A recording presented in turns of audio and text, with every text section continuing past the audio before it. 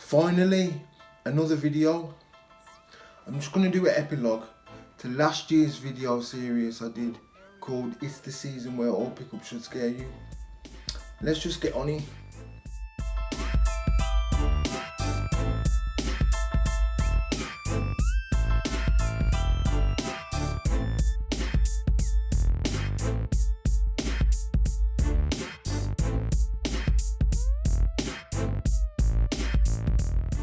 Okay, so first one I'm going to show you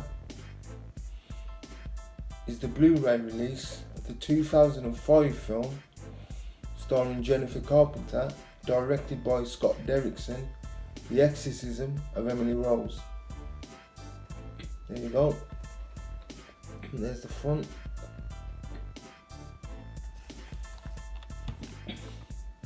And there's the back with the special features and technical aspects.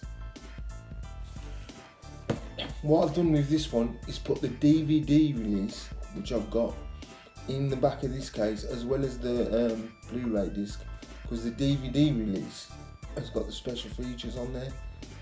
As you'll see when you pause this, there's not that many, if any, special features on the Blu-ray release, which is a bit shit. So I suggest if you have got a copy of this on DVD, do the same thing. There you go. And the next one I've got, excuse me, is the 4K release of the 2021 film directed by David Gordon Green, Halloween Kills. There you go.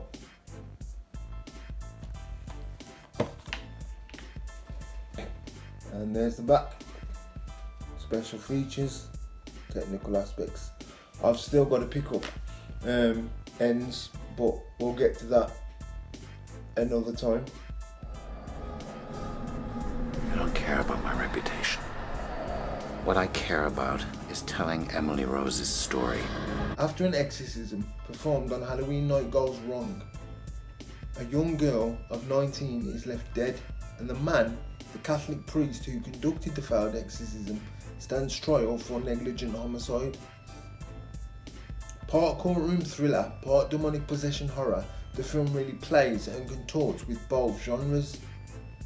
Was Emily Rose suffering from the neurological disorder epilepsy, or had she in fact been violated and possessed by a demonic entity, leaving an exorcism her only hope, and one she herself asked for? As the drama in the courtroom unfolds, Father Richard Moore tells Emily's story and recalls the dark events leading up to the infamous exorcism and her tragic death.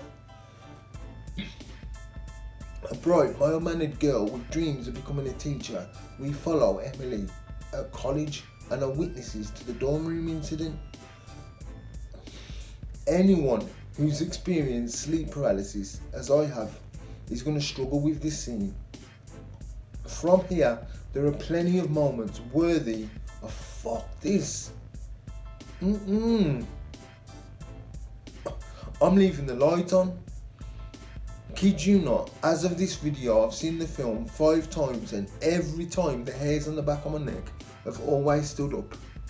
And Jennifer Carpenter's performance as Emily is both heartbreaking and chilling, with wicked demonic lines like 1, 2, 3, 4, 5, 6, trick or treat, I give you tricks. 1, 2, 3, 4, 5, 6, trick or tricks, I give you tricks. 1, 2, 3, 4, 5, 6. She's fucking bad. Bad. Bad. Trying to find something negative to say about the film is difficult due to the fact that both elements are done really well. I suppose not having it be an outright horror does sacrifice some jump scare strength and might have some people thinking the courtroom again, because it does jump in and out quite regularly, and you might want it to be one or the other, and it's just not. It's actually based on the real life story, the true story of Anneliese Michel, a German girl who had 67 exorcisms conducted on her by the time she was 20. Her parents and 2 Catholic priests were arrested and stood trial for negligent homicide. You'll find the story in full when you look it up. Trust me, there ain't going to be any of the devil inside issues with this film. The director and writer Scott Derrickson read real life case files, watched actual footage of real life exorcisms being conducted, and Paul Harris Boardman, the co-writer and producer of the film, along with Derrickson, listened to part of the cassette tape recording of Anneliese Michel's actual exorcism, which was played on German news segments on the radio. All these facts do give weight to the film, I think, which bring up thought-provoking questions regarding faith, mental health, and the effects of neurological disorders. As a piece of artwork, strictly as a piece of artwork, The Exorcism of Emily Rose is a modern horror classic, and I have to give the film 8 out of 10. No one told you. Told me what? Somebody in there? Michael Myers is alive. Halloween Kills.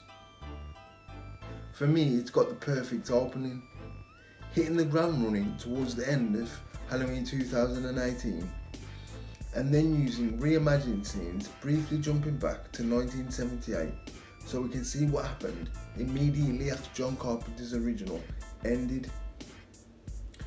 The first 12 minutes give Carpenter's film Halloween 2018 and this a seamless blend. That's a masterstroke. Your adrenaline's pumping. You feel as if you've been watching for 30 minutes and barely 10 have passed. You can basically smell the rubber of that white mask bearing down on you. As we're once again thrown back to 2018 or present day, it's clear to us at least that the Strode family's plan didn't really play out the way it was supposed to. Elsewhere in Haddonfield, in Mike's bar, we're reintroduced to the characters of Tommy Doyle, Lindsay Wallace, Lani Elm, and nurse Marion Chambers. Both Lindsay and Marion are played by the original actresses Kyle Richards and Nancy Stevens. This is just one of the many things that give this film massive weight. Massive weight. But to touch upon a negative, the whole Evil Dies Tonight hospital lynch mob scene really grates on me. I find it jarring, I don't like it, I find it claustrophobic and somewhat of a waste of time. So much more could have been done with this sequence. I find it really takes away screen time from Michael Myers. I know it's meant as an ironic message, saying in fact evil rises tonight or lives tonight, because the Haddonfield community starts chasing a somewhat innocent, escaped criminally insane mental patient with the intent to maim and kill, all while Myers, also an escaped criminally insane mental patient, stalks the innocent residents of Haddonfield. Like I said, it's basically letting us know the evil rises and we could all be as evil as Myers. Okay, I get that, you know what, but fuck that. I want to see my man Myers get on it and do his thing, and thankfully we do see him get on it and do his thing. It's a fucking beast. It has been said, the kills in this film are over the top and actiony. I don't know about over the top, but I like actiony. I like that world. You don't get tightly choreographed fight scenes in a horror film, especially a slasher. That's something new to think about when we watch this film. Like I said, he's a beast. You have to match his level of intent. You have to match his level of intent, and that's something the character of Karen just ain't getting, despite everything that she's been through and her upbringing, she just keeps falling back to a level of denial. And that's proven when the character of Alison, her daughter, played by Andy Matichek, says this: I was always told that I couldn't talk about Michael. I could never acknowledge the tragedy. It was as if my mother's biggest fear was that my grandmother was right and the boogeyman was real. What a line. My grandmother was right. The boogeyman was real. What a line. Another thing I enjoy about this film is the cinematography and its colour palette. It really captures that autumn feel and wants to pull you in. You can almost smell the autumn leaves. It's comfy, cosy, all while being bloody and violent. What more do you want from a Halloween seasonal horror film? It's also got wicked Halloween franchise Easter eggs that I'm not going to point out and spoil. If you're a fan of the franchise, you'll clock them straight away when you watch it. It's a near perfect sequel and a definite 10 out of 10 film. The more he kills, the more he transcends. Run! Go now! Okay, that's it for another video. Sorry it took so long. If you did like it, give it a thumbs up, hit subscribe, and don't be afraid to leave a comment down below. I'll see you in the next one in a bit.